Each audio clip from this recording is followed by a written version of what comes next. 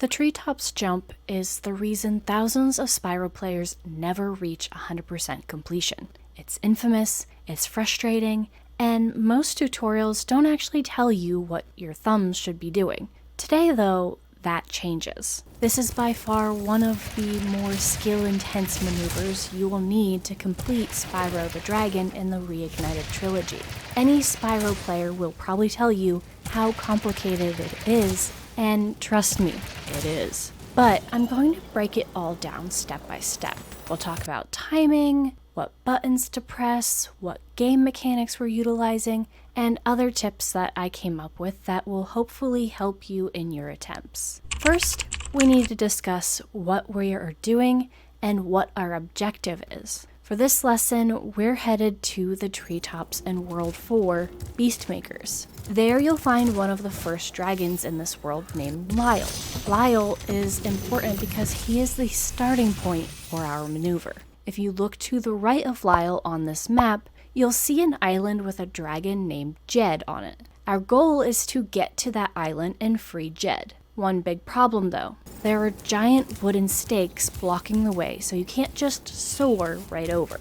We're going to have to get creative. Now, to do our maneuver, we're going to need supercharge, which is where this runway of arrows will come in handy. When you charge down these runways, Spyro begins to supercharge, and the more runways you hit while charging without stopping, the faster you will run and the further you will launch yourself. For this move, we will be utilizing 3 of those supercharged runways. This one directly in front of Lyle, this one to the right of the platform in front of Lyle, and this one to the right of the previous one.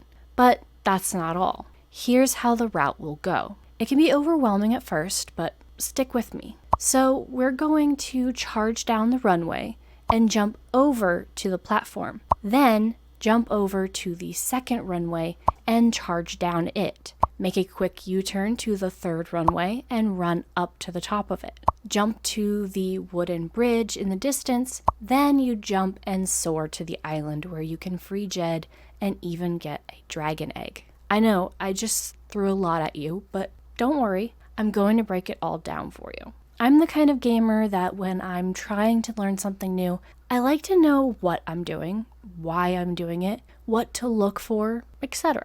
That might just be the historian in me, but I find that game mechanics make more sense this way so I can instinctively use them later, but also make something that sounds so complicated seem much more approachable. Knowing the route is half the battle, but actually hitting those jumps requires a specific rhythm. Let's get into that first ramp. So how do we pull off this maneuver? First, you're going to charge down the runway in front of Lyle. For me, I'm using an Xbox controller, so I push X and hold it to charge. Like with the BLJ in Super Mario 64, you will hold X until the very end of the entire route. Release it at any point and you will lose momentum and you won't have enough to make any of the jumps. My first tip here is to try and charge down the ramp in the center as much as possible. I found that if you run down on either side, the jump at the end of it isn't quite right and you don't always make it across. At the end of the runway, you're going to jump and soar to the platform.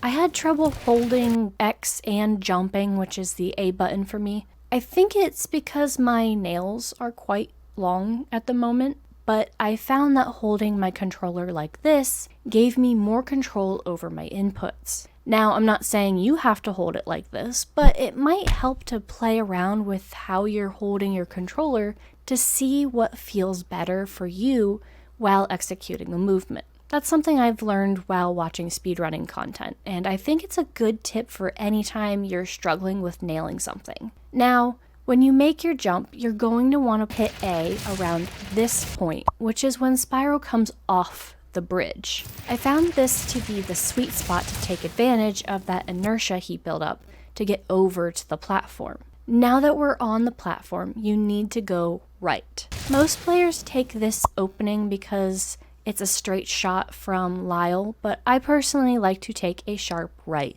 as soon as I hit the platform and use this opening. Again, play around and see what feels better to you. Whatever feels most natural is what is going to be the best option here. I do want to mention that just like when you release the charge button, if you run into a wall or a pillar or whatever, you will lose momentum and you won't have enough power to make the jumps. So be careful. It's going to take a lot of runs to get the muscle memory flowing. Just be patient and you'll get it down. But if we take the sharp right route, you'll hit A again right at the edge of the wooden bridge part here, and that will launch you to our next supercharge ramp. Once over here, you're going to charge down the ramp and start your sharp U-turn at about the third arrow from the end. You'll notice the flames around Spyro change colors as you go down the ramp, indicating he is picking up more speed. While still holding charge, we're going to aim to jump off of this ramp at this point right here. Just like the first ramp, you'll wait for the moment Spyro leaves the ramp to hit A to jump while still turning to the right to aim towards the next ramp. Don't blink though, because if you lose momentum for even a second, it's over. When you land on ramp number 3, you'll want to aim for the 6th arrow from the left. This is a good landmark to keep an eye out for because it's in that sweet spot of distance where you can easily reach it without risking missing the ramp. We're now going to charge to the top of this ramp and right about here by the 2nd arrow and launch ourselves once we hit the 3rd nail right here. This will launch you to our last bridge, but we aren't done yet. Once there, we are quickly going to run to the end of the bridge and jump again and launch ourselves toward Jed. You'll want to press A again about here to start soaring, or else you won't make it. Once you make that final jump, you can release charge and fly over to the island. If you can't get this maneuver the 1st or 2nd or even the 10th try, it's okay. It's a tricky maneuver that even skilled gamers have trouble with from time to time. Getting the timing down is a skill, and the only way to get better is to practice. With each fall, you learn something new, like, oh, I jumped too early here. I was way too late there. Or, whoops, I need to press A a 2nd time to soar here.